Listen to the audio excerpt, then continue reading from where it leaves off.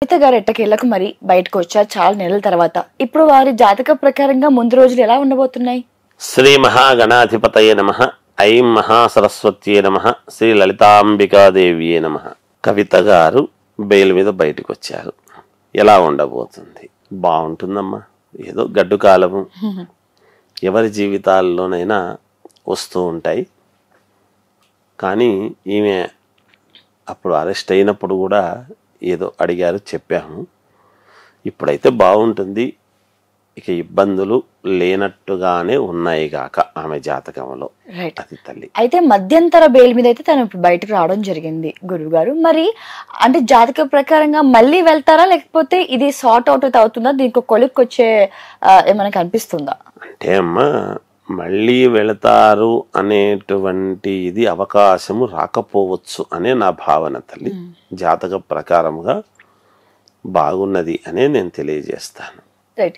కవిత గారు బయట రావడంతో మళ్ళీ బీఆర్ఎస్ పార్టీ పుంజుకుంటుందా, లేకపోతే బీఆర్ఎస్ పార్టీ భవిష్యత్తు ఎలా ఉండబోతుంది ముందు రోజుల్లో? అమ్మ, బీఆర్ఎస్ పార్టీ అనేటువంటిది పార్టీ పరంగా చూడాలి. ఒక కవిత గారు లోపలికి వెళితే ఏదో ఇదయిందనో, లేకపోతే బయటకు వస్తే ఇదవుతుందనో అని మాట్లాడేదానికి అవకాశం ఉండదు. కవిత గారి జాతకం ప్రకారంగా ఆమె భవిష్యత్తు ఏమిటనేది ఒకటి ఆలోచన. బీఆర్ఎస్ అనేటువంటిది ఒక పార్టీ.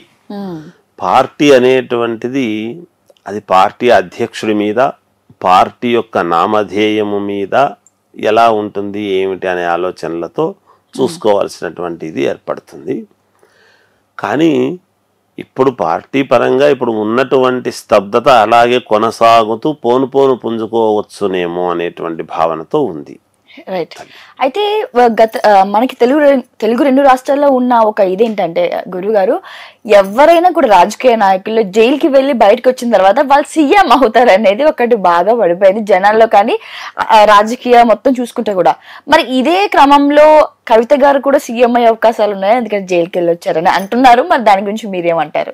అలా అని ఏదో కొంతమంది భావన అట్లా అనుకుంటే అనుకోవచ్చును తల్లి.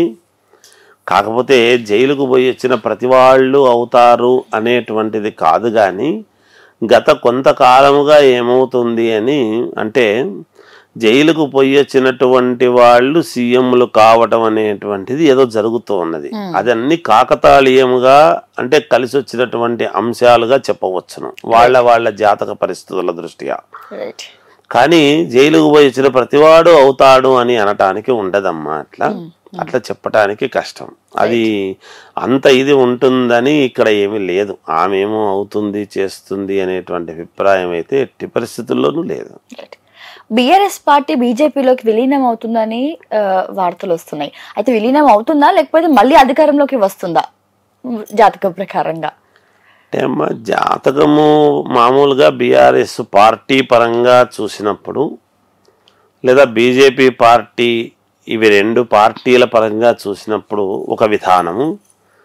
వ్యక్తులు వాళ్ళ ఆలోచనలో ఏదో ఇలా వెళితే అయితే బాగుంటుంది అనేటువంటి ధోరణితో వింటూ ఉన్నాం మనం. ప్రసార మాధ్యమాల ద్వారా జరుగుతూ ఉండేటువంటి ఇదే. నాకు తెలిసినంత వరకు విలీనము చేస్తాడు అని అనుకోవటము లేదు తల్లి. ఒక పార్టీ ఇంకో పార్టీలోకి విలీనం అవుతుంది అంటే, ఎందుకంటే ఇది ఉద్యమ స్ఫూర్తితో పుట్టినటువంటి పార్టీ. అలాంటిది తీసుకువెళ్ళి కొంచెం స్తబ్దత, ఇబ్బంది కాలము అనేటువంటిది అనేక రకాల పార్టీలకు వచ్చాయి గతంలో. అలా ఏదో ఇది అవుతుంది అని అనుకోవడానికి లేదు. పార్టీ విలీనం చేస్తారు అని నేనైతే అనుకోవడం లేదు తల్లి. ఆ సూచనలు లేవు ఆ పేర్లను బట్టి, ఆ గ్రహస్థితులను బట్టి అని నా భావనమ్మ. కవిత జైలుకి వెళ్ళడం వల్ల తన ఇమేజ్ తగ్గుతుందా పెరుగుతుందా గారు?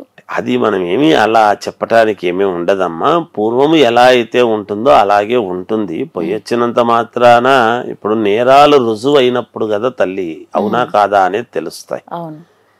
ఇప్పుడు నిందగానే ఉంటుంది. నింద ఎప్పుడైతే ఇది కాదు అనేటువంటిది రుజువు అవుతుందో, అవునో కాదో రుజువు అయిన తర్వాత ప్రజల మీద ఆధారపడి ఉంటుంది.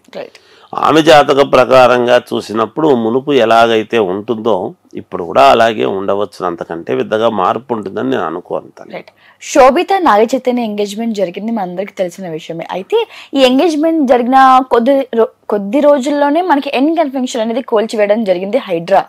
అయితే శోభిత ఎంగేజ్మెంట్ చేసుకున్న తర్వాత ఇలా జరిగింది అనేసి శోభిత జాతకం బాగాలేదు, తన వల్ల ఇలా నష్టం జరిగిందని వార్తలు వస్తున్నాయి. సో దాని గురించి మీరు ఏమంటారు? అది చాలా తప్పమ్మా. ఎందుకంటే వీళ్ళిద్దరి జీవితానికి సంబంధించినటువంటి ఇది ఏదన్నా దోషము అనేటువంటిది ఉంటే ఇప్పుడు ఏదో వీళ్ళల్లో ఉండేటువంటి చూడాలి. అది ఆయన ఏదో నాకు దీంట్లో పర్మిషన్ ఉంది అని ఒకవైపు ఆయన అన్నారు, పర్మిషన్ లేదు కాబట్టి కూల్చేశాము అనేటువంటి భావనతో ఉంటుంది. ఒక్క నాగార్జున గారిది మాత్రమే ఇలా కూల్చేసి మిగతాటివి ఏవి ప్రపంచంలో జరగకుండా ఉంటే ఆమె పాదం చెడ్డదను ఇంకోటను మాట్లాడవచ్చు. కానీ ఈ చెరువుల్లో కట్టిన ప్రతి వాళ్ళవి పోతున్నాయి కదా, అలాంటప్పుడు శోభిత అమ్మాయి యొక్క జాతకం ఒకటే వీళ్ళందరి మీద ప్రభావము ఉండదు కదా. మరి వీళ్ళందరికీ ఏమైనట్టు అంటే వాళ్ళ ఇళ్ళల్లో పెళ్లిళ్ళు కాలేదా? మొన్ననే పెళ్లిళ్ళు అయిన వాళ్ళు ఉంటారు, ఎంగేజ్మెంట్లు అయిన వాళ్ళు ఉంటారు.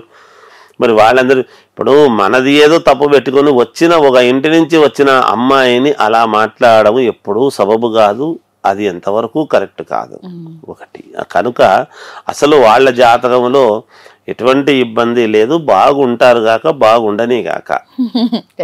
సో శోభితతో పోలిస్తే సమంత జాతకమే బాగుంది, తన వల్లే అక్కినేని ఫ్యామిలీకి మంచి కలిసి వచ్చిందని వార్తలు వినిపిస్తున్నాయి. సో దాని గురించి మీరేమంటారు? అమ్మ, ఇక్కడ ఎవరిది మంచిది ఎవరిది చెడ్డది అనేటువంటిది కాదు, అందరి జాతకాలు మంచిగానే ఉంటాయి ఎప్పుడు కూడా.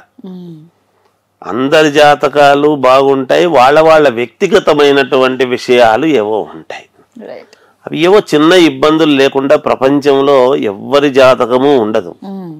పెద్దవాళ్ల దగ్గర నుంచి చిన్న చిన్న పనులు చేసుకునేటువంటి వాళ్ళ వరకు కూడా ఎవరికి సంబంధించిన ఇది వాళ్ళకు ఉంటుంది. దీంట్లో ఇద్దరిని పోల్చడం ఎంత మాత్రము కరెక్ట్ కాదు.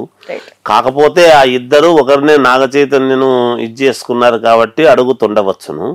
కానీ దీంట్లో ఎట్టి పరిస్థితుల్లోనూ ఎవరిది వాళ్ళదే, ఒకరిది మంచిది ఒకరిది చెడ్డది అనడానికి ఉండదమ్మా. అనివార్య కారణాల వల్ల విడిపోవడం అనేది జరుగుతుంది, అంతేగాని అది వాళ్ళ వ్యక్తిగతమైన విషయాన్ని అంతే. రైట్.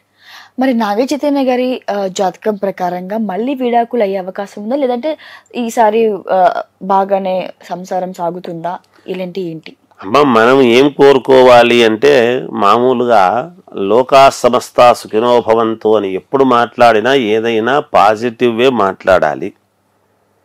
ఏదైనా ఇద్దరు వివాహం చేసుకుంటున్నారు అన్నప్పుడు మనము వాళ్ళ యొక్క జీవితము అన్యోన్యముగా జీవితాంతము బాగుండాలి అనే ఆశీర్వచనం చేయాలి. ఒకరు గృహము కట్టుకున్నారు అంటే వాళ్ళ గృహంలో జీవితాంతము ఉండాలి అనే మనం ఆశీర్వచనం చేయాలి. పొద్దున్నే పడిపోవాలి ఇల్లు, ప్రయాణం చేసేటువంటి వాడు విమానంలో నాయన నీ ప్రయాణము దిగ్విజయముగా జయప్రదముగా జరుగుగాక అని చెప్పాలి.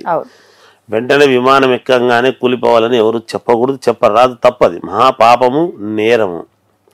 అలాంటివి మాట్లాడరాదు. కనుక వీళ్ళు కూడా అన్యోన్యముగా ఇద్దరు సంతోషముగా జీవితం గడపాలి అనే మనం చెప్పాలి. అదే మా ఆశీర్వచనము.